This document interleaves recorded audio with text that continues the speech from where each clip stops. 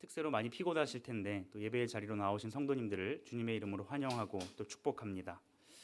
오늘 본문은 예수님께서 제자들을 건너편으로 보내시고 또 예수님께서 홀로 산에 올라가셨을 때 일어난 사건을 기록하고 있습니다. 예수님께서는 기도하러 홀로 산에 오르셨고 제자들은 배를 타고 건너편으로 가던 중 큰 풍랑을 만나게 되었고 위기의 상황 가운데 예수님께서 찾아오신 사건입니다. 물 위를 걸어오신 이 예수님을 통하여서 오늘 우리에게 주시는 하나님의 말씀을 함께 살펴보고자 합니다. 첫째로 예수님은 우리에게 찾아오십니다. 제자들은 지금 바다 한가운데 있습니다. 그런데 지금 그들이 처한 상황이 어떠한 상황입니까? 그들은 죽을 위기에 놓여 있습니다. 오늘 본문 24절에 보면 배가 이미 육지에서 술이나 떠나서 바람이 거스름으로 물결로 말미암아 고난을 당하더라. 제자들이 놓인 위기는 크게 세 가지로 살펴볼 수가 있겠습니다. 먼저 오랜 시간 그 고난의 상황에 놓여 있음을 알 수 있습니다. 본문에서 말하고 있는 밤 사경이라는 말은 새벽 3시부터 새벽 6시 사이를 가리킵니다. 아침 해가 뜨기 직전의 상황을 가리키는 것이죠. 그런데 그들이 배를 타고 떠난 시간이 언제입니까?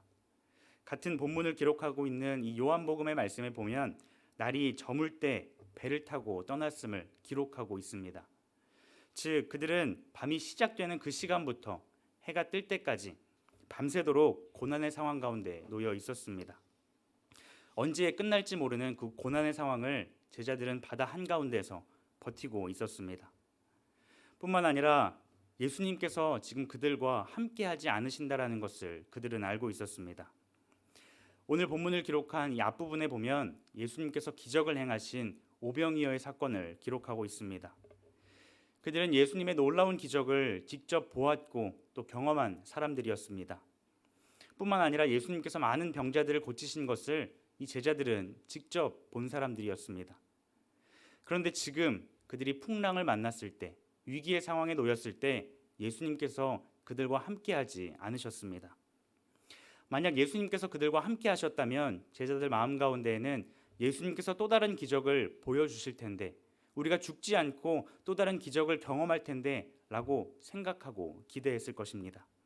그런데 지금 예수님이 함께하지 않으시는 것이죠. 무엇보다 그들의 마음이 가장 힘들었던 것은 그들을 그 자리로 보내신 분이 바로 예수님이시다라는 것입니다. 예수님께서는 무리들을, 이 제자들을 재촉하사 배를 타고 건너가게 하셨습니다. 제자들은 그런 예수님의 말씀에 순종하여서 배에 올랐고 바다에 떠 있게 되었습니다.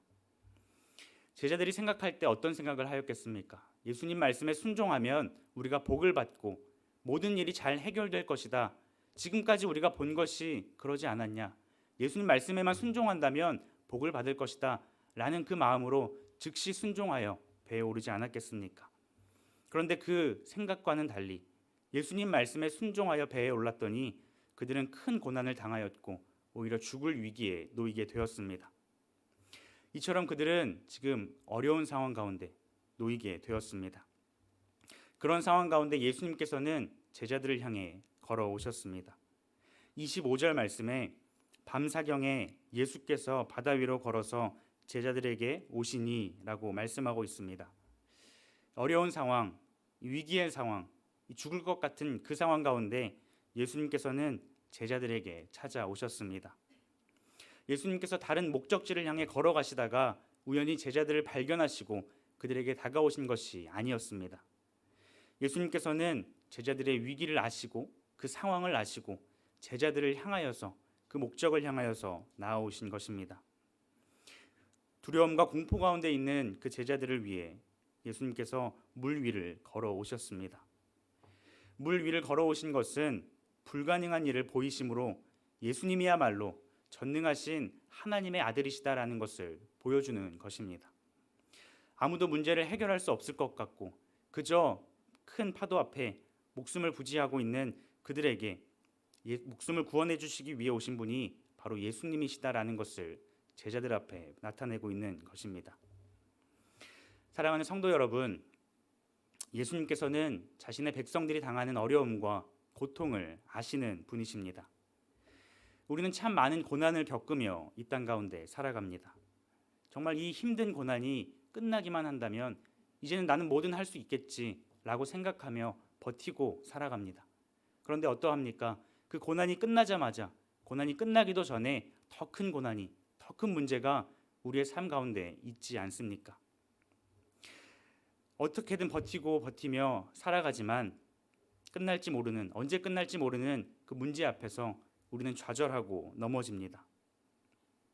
우리가 간절히 기도할 때 그제서야 예수님께서 우리의 문제와 상황을 아시는 것이 아닙니다. 예수님께서는 우리의 모든 문제와 슬픔을 알고 계십니다. 그리고 그런 우리를 기꺼이 도와주기를 원하시는 분이시죠. 어려움을 만난 제자들에게 찾아오신 그 예수님께서는 오늘 우리에게도 동일하게 찾아오시기를 원하십니다. 우리의 모든 상황과 환경을 아시는 주님께서는 우리가 당하는 어려움, 슬픔, 아픔들을 아시고 우리에게 찾아오셔서 위로하여 주시는 참되신 하나님의 아들이십니다. 그러하기에 우리의 상황 앞에서 믿음으로 주님을 바라보며 나아가는 우리 모두가 되기를 간절히 소망합니다. 둘째로 의심은 우리를 넘어뜨립니다. 베드로는 예수님을 보고 물 위를 걸어오시는 예수님을 보고 예수님께 걸어가기를 원했습니다. 본문 28절 말씀에 보면 베드로가 대답하여 이르되 주여 만일 주님이시거든 나를 명하사 물 위로 오라 하소서 하니 라고 말씀하고 있습니다. 베드로는 순수한 신앙을 가지고 예수님께 나아가기를 간절히 원했습니다. 믿음을 가지고 예수님께 나아가고자 한 것이죠. 이에 예수님께서는 오라고 말씀하셨습니다. 베드로는 배에서 내려 예수님에게로 한 걸음 한 걸음 걸어갔습니다. 사람의 이성과 상식으로는 이 불가능한 일을 베드로는 믿음으로 예수님 앞에 나아갔습니다. 믿음이라는 것은 불가능한 것을 가능하게 하는 힘이 있습니다. 믿음으로 불가능한 것을 가능하게 된 것을 우리는 성경의 많은 인물들을 통해 볼 수 있습니다. 요셉의 삶이 어떠합니까? 요셉은 형들에 의해서 종으로 팔려갔습니다. 하지만 하나님께서 자신과 함께 하신다라는 그 믿음이 있었고 결국 애굽의 총리의 자리까지 올라갈 수 있었습니다. 하나님께서 함께 하시고 하나님께서 은혜를 더하셨기에 요셉이 총리의 자리까지 올라갈 수 있었던 것이죠. 단순히 요셉이 잘 되었다라는 것이 아니라 어려운 상황, 위기의 상황 가운데에서도 요셉은 함께 하시는 하나님에 대한 믿음이 있었습니다. 그래서 하나님께서는 요셉을 통하여서 하시고자 하시는 일들을 나타낸 것입니다. 또 다니엘과 세 친구의 경우는 어떠합니까? 풀무불에서 건짐을 받았고 사자굴에서도 살아남을 수 있었습니다. 그들은 모두 하나님을 믿는 그 믿음으로 담대하게 그곳에서 건짐을 받을 수 있었습니다. 그들 모두에게는 함께 하시는 하나님에 대한 믿음이 있었습니다. 하나님께서는 우리 또한 믿음을 가지고 살아가기를 원하십니다. 또 하나님께서는 우리가 그렇게 살도록 도와주십니다. 그런데 우리가 믿음대로 살기를 싫어하는 존재가 있습니다. 바로 사탄인 것이죠. 사탄은 우리 마음에 믿음의 마음이 들지 않도록 끊임없이 우리를 방해합니다. 그 방법 중에 하나로 우리 마음에 의심이라는 마음이 들게 합니다. 의심은 사탄이 주는 마음입니다. 베드로는 예수님이 계신 곳을 향해 물 위로 걸어가기 시작했습니다. 그런데 그 마음에 의심의 마음이 들기 시작한 것이죠. 예수님을 향해 걸어가고 있었지만 곧 그 눈에 다른 것이 들어오기 시작했습니다. 그가 처한 상황, 즉 일랑이는 파도와 무서운 바다를 바라보게 된 것이죠. 베드로는 상황을 바라보았고 결국 바다에 빠지게 되었습니다. 예수님을 바라보았을 때는 물 위를 걸을 수 있었지만 눈앞의 상황을 바라보니 바다에 빠지게 된 것입니다. 우리 마음에 의심이 들기 시작할 때 우리는 하나님을, 예수님을 온전히 바라보기보다는 우리가 처한 상황을 바라보게 됩니다. 베드로가 눈앞에 있는 거센 비바람을 바라보았을 때 빠졌던 것처럼 우리도 우리의 문제만을 바라볼 때 하나님을 바라보지 못하고 예수님을 믿지 못하고 우리가 처한 상황과 환경 가운데 점점 빠져들게 되는 것입니다. 베드로가 예수님만을 바라보고 걸어갔을 때에도 여전히 파도가 있었고 바람이 있었습니다. 하지만 예수님을 바라보고 나아갔을 때 그러한 상황은 그에게 전혀 문제가 되지 않았습니다.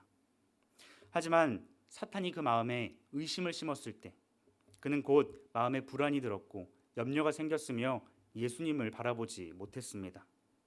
그로 인해 바다에 빠지게 된 것이죠. 저는 한때 자전거 타는 것을 참 좋아했습니다. 지금은 아무것도 하지 않고 그저 쉬는 것을 제일 좋아하긴 합니다. 하지만 한때 자전거 타는 것을 참 좋아했었습니다. 이 자전거를 처음 탈 때 어떻게 시작을 합니까? 처음에 4발 자전거를 타다가 이제 2발 자전거로 넘어갈 때가 있죠. 그래서 부모는 자녀가 잘 탈 수 있게끔 뒤에서 자전거를 잡아줍니다. 자녀는 부모가 잡아주고 있다라는 그 믿음을 가지고 페달을 하나하나 밟으며 앞으로 나아갑니다. 그런데 언제 넘어집니까? 부모님이 과연 아직도 잡고 계실까? 지금 놓지 않았을까? 지금 나 혼자 가고 있는 게 아닐까? 라는 그 마음이 든 순간 마음 가운데 불안이 생기고 염려가 생기며 곧 넘어지게 되는 것이죠. 우리의 삶도 마찬가지입니다. 우리는 예수님만을 바라볼 수 있어야 하는 것이죠. 신앙생활을 하다 보면 참 많은 어려움을 겪으며 살아갑니다. 교회에 다닌다는 이유만으로 참 어려움을 겪는 것이죠. 가정 내에는 불신앙과의 싸움이 계속됩니다. 또 교회 다니지 않는 남편과 아내, 자녀들로 인하여서 찾아오는 어려움이 우리에게 끊임없이 찾아옵니다. 교회 내부에서는 어떠합니까? 교회에서는 참 위로를 받고 기쁨이 가득하고 감사가 가득해야 하지만 우리의 헌신과 섬김 가운데 다른 사람의 말 한마디, 행동 하나로 인하여서 우리 마음이 시험에 들 때가 얼마나 많이 있습니까? 아무리 기도해도 해결될 것 같지 않은 그 상황 가운데 우리 마음에 의심이 들기 시작합니다. 내가 과연 잘하고 있는 것일까? 내가 하는 이 섬김이 과연 맞는 것일까? 내가 무엇을 위해서 이렇게 열심히 하고 있는 것일까? 마음에 의심이 들기 시작하는 것이죠.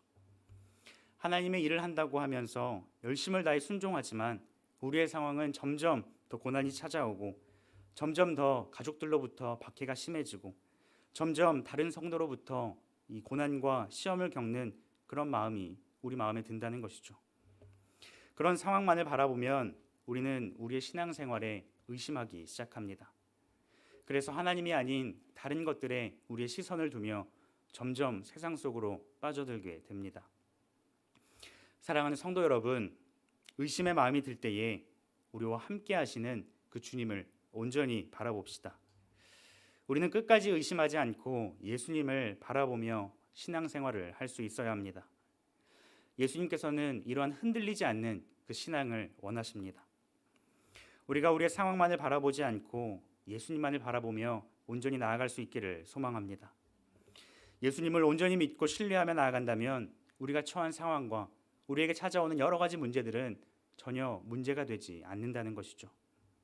이러한 믿음으로 예수님만을 바라보며 나아가는 우리 모두가 되기를 간절히 소망합니다. 마지막으로 믿음만이 우리를 구원하십니다. 베드로가 의심하여서 물에 빠졌을 때 가장 먼저 했던 행동은 예수님께 구한 것이었습니다. 베드로는 배에 있는 사람들에게 도움을 구하지 않았습니다. 이 배에 있는 제자들은 어떤 사람들입니까? 어부들로서 누구보다 배에 대해서 또 바다에 대해서 잘 아는 사람들이었습니다. 하지만 베드로는 그 제자들에게 도움을 구하지 않았습니다. 오히려 예수님을 바라보았습니다. 예수님을 향하여서 베드로는 이렇게 말씀합니다. 30절 말씀에 보면 바람을 보고 무서워 빠져가는지라 소리질러 이르되 주여 나를 구원하소서 하니 베드로는 예수님이 하나님의 아들이심을 믿었습니다. 또 그 능력의 예수님께서 자신을 구원해 주실 것을, 이 물에서 건져 주실 것을 믿었습니다. 비록 의심하여 바다에 빠졌지만 그에게는 믿음이 여전히 남아 있었습니다. 그런 베드로에게 예수님께서는 31절과 같이 말씀하십니다. 예수께서 즉시 손을 내밀어 그를 붙잡으시며 이르시되 믿음이 작은 자여 왜 의심하느냐 하시고 예수님께서 베드로의 손을 붙잡아 주신 것이죠. 비록 베드로는 믿음이 작은 자여라고 책망을 받았지만 그에게는 예수님에 대한 그 믿음이 남아 있었습니다. 우리가 신앙생활하면서 나아갈 때에 믿음으로 살아갈 때가 있지만 반대로 그러지 못할 때가 있습니다. 우리의 삶도 마찬가지죠. 우리는 모두 연약하고 부족한 존재입니다. 하나님의 말씀에 온전히 순종하여 온전히 믿음으로 따르기보다는 불순종의 자리에서 죄를 지으며 살아갈 때가 너무나도 많이 있습니다. 또 우리는 우리의 시선을 하나님이 아닌 다른 것들을 바라보며 세상 속에 빠져 살아갈 때가 있습니다. 이리저리 흔들리는 그 풍랑 가운데에서 우리는 흔들리며 살아가는 연약한 존재입니다. 하지만 우리가 어떤 때든지 다시금 믿음을 가지고 하나님 앞에 나아간다면 예수님께서는 우리의 손을 붙잡아 주십니다. 의심하여 넘어질 때라도 그 예수님을 바라봅시다. 예수님을 바라보면 결국은 우리에게 구원을 베푸시고 우리에게 승리를 약속하십니다. 하나님께서는 우리에게 믿음을 선물로 주셨습니다. 우리가 믿음으로 살아간다면 우리의 삶은 하나님과 동행하는 삶이며 우리 삶에 불가능한 것들을 가능하게 하십니다. 그 믿음을 가지고 우리는 예수님 앞에 다시금 나아갈 수 있는 것이죠. 이러한 믿음을 가지고 살아가는 우리 모두가 되기를 바랍니다. 예수님께서는 하나님의 아들이시며 그 예수님께서 나의 주와 그리스도가 되신다라는 그 사실을 믿는 믿음으로 살아가시기를 바랍니다. 물에 빠진 베드로를 건져주신 것은 단순히 물에 빠진 그 육체를 구원해 주신 것만을 가리키지 않습니다. 예수님께서는 영적인 생명과 죽음을 모두 건져 주시는 분이십니다. 우리 또한 이 땅에 오셔서 우리를 위해 십자가에 달리신 그 예수님을 온전히 바라볼 수 있어야 합니다. 예수님께서는 십자가에 죽으셨지만 다시 살아나셨습니다. 다시 살아나신 예수님께서 우리에게 승리를 약속하셨기에 그 승리의 손을 붙잡고 하나님 앞에 온전히 나아가는 믿음으로 나아가는 우리 모두가 되기를 바랍니다. 말씀을 맺고자 합니다. 예수님은 우리의 모든 고난과 슬픔을, 우리의 모든 눈물을 아시는 분이십니다. 그 예수님께서는 우리가 처한 상황으로 인하여서 우리가 의심하며 흔들리는 것이 아니라 오직 하나님만을 바라보고 예수님만을 믿는 그 믿음으로 다시금 일어서서 예수님을 붙잡고 살아가기를 원하십니다. 우리 마음에 의심의 마음이 들지라도 이미 승리하신 그 승리를 약속하신 예수님을 믿음으로 그 예수님만을 온전히 바라보며 살아가는 우리 모두가 되기를 주님의 이름으로 축복합니다.